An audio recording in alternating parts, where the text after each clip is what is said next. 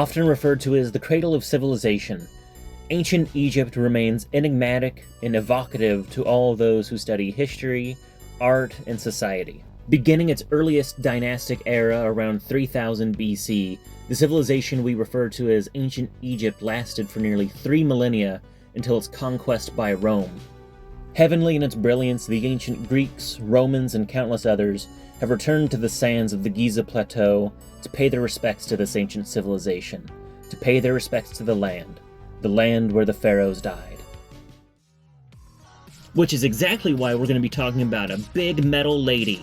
This is Bandai's Soul of Chogokin, Venus A, Queen of Gold, and this heavy metal queen comes from the Mazinger Angel subline. This big old silver and gold robo-gal is inspired by art from mangaka and certified crazy man Go Nagai. This was a spin-off of Mazinger Z, also known as Transor Z to some of you proto-otaku Gen Xers, and Mazinger Angels was a spoof parody of Charlie's Angels.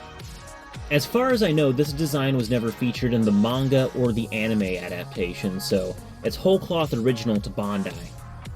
And I have to say, I think this design is fantastic. It's a big Japanese robo-lady with a huge influence of ancient Egypt thrown on top. Her primary colors of silver and gold contrast really well, and there's also some nice shots of olive green on her gorget, as well as the Eye of Ra on her thigh. The figure is shockingly regal and opulent looking, and really feels like its design was a throwback to cinema's Cleopatras, whether that be Theda Bara, Claudette Colbert, or Liz Taylor. She also includes a pilder ship.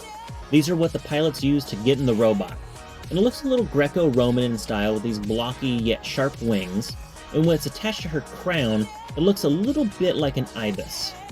If you remove the Sakara bird style gorget, you can see she's got a big ol' Madonna cone bra. If you flip her around, you can see she's got 2 triggers on her back, and this is for the missile firing function. They're on hair triggers and pretty sensitive. Her last accessory is a very stylized Secum scepter, and it's stylized to look like a heart. How adorable.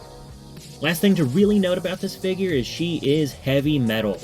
She is made of diecast, or Chogokin, the super metal alloy. So why is she walking like an Egyptian instead of looking like a regular old pots and pans robo? Because it's cool. Ancient Egyptian art's super evocative and super interesting. If we didn't have a fascination with ancient Egyptian art, architecture, aesthetics, and artifacts, we wouldn't have half the cool things we have, like Indiana Jones, Dr. Fate, or Moon Knight. And also like a good portion of mathematics and architectural history, but I'm focusing on important things like comic book heroes.